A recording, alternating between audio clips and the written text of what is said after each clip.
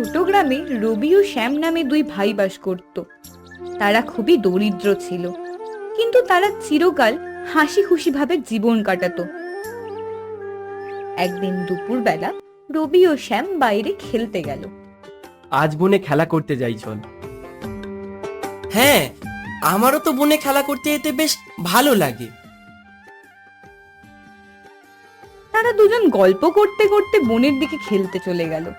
বনে গিয়ে তারা লুকোচুরি খেলতে আরম্ভ করলো। লুকোচুরি খেলতে খেলতে শ্যাম একটা গর্তের কাছে পৌঁছালো। সেখানে সে পাথরের স্তূপের মধ্যে কিছু উজ্জ্বল বস্তু দেখতে পেল।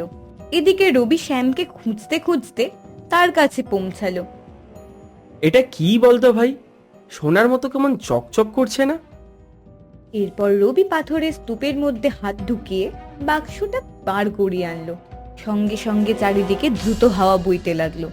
তারপর শ্যামকে কেউ যেন পিছন থেকে ডাকলো, কিন্তু শ্যাম পিছনে ঘুরে দেখে কেউই নেই। ভাই, আমার না কেমন ভয় লাগছে।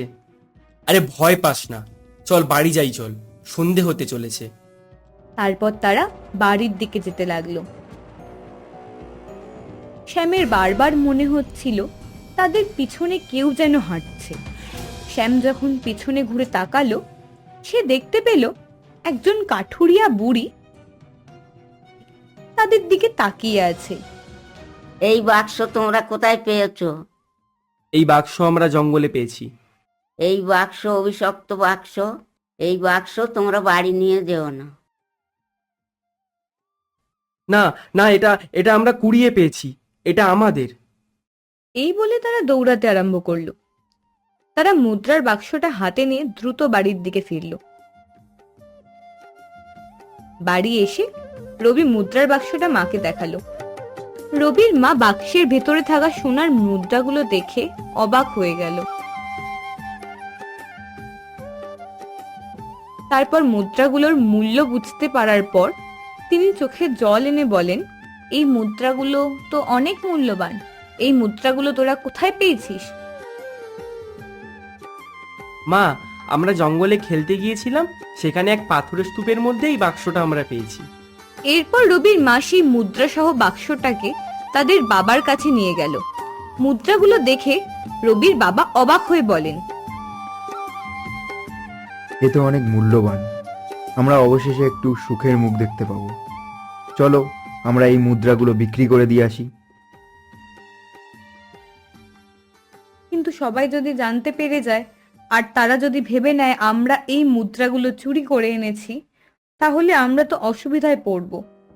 তাই আমাদের খুব সাবধানে সতর্ক হয়ে এই মুদ্রাগুলো বিক্রি করতে হবে। তারপর তারা মুদ্রাগুলো গ্রামের এক বড় মুদ্রা ব্যবসায়ীর কাছে নিয়ে গেল।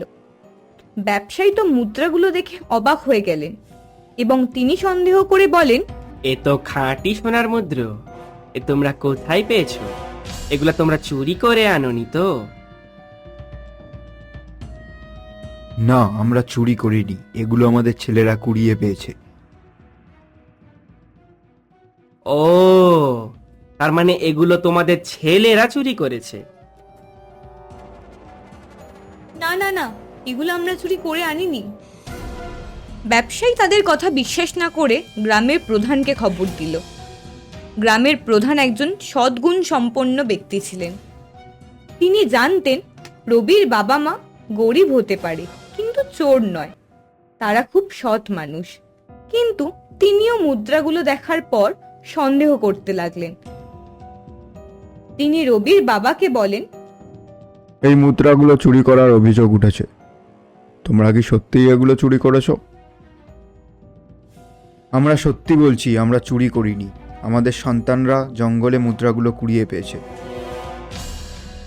গ্রামের প্রধান মুদ্রাগুলো নিয়ে আরো তদন্ত করা শুরু করলো। এদিকে গ্রামের লোকেরাও নানা রকম মন্তব্য করতে লাগলো। তারা বলল, এরা মুদ্রাগুলো চুরি করে এনেছে। অবশেষে গ্রামের প্রধান একজন পুরনো মুদ্রা বিশেষজ্ঞকে ডাকলেন।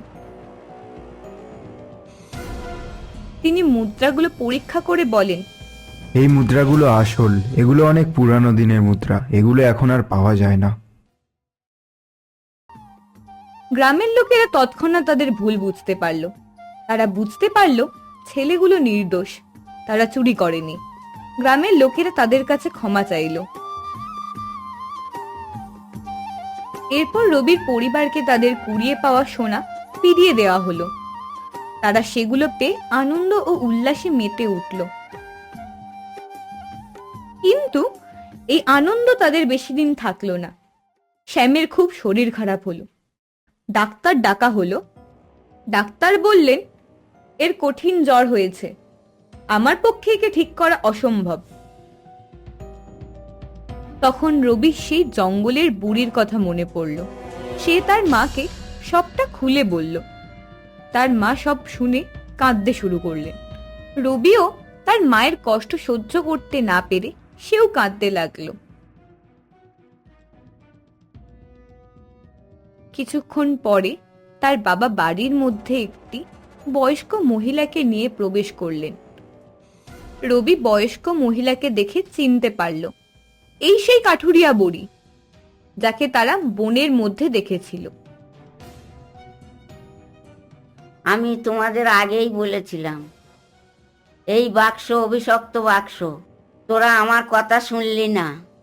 দেখি আমি কতটা কি করতে পারি। এরপর বুড়ি শ্যামের মাথার কাছে বসে মাথায় হাত বুলাতে লাগলো। কিছুক্ষণ পরে শ্যাম চোখ খুলল। বুড়ি বলল, এই বাক্স আমার ফিরিয়ে দাও। আমার মুদ্রা লাগবে না, আমার বাক্স চাই।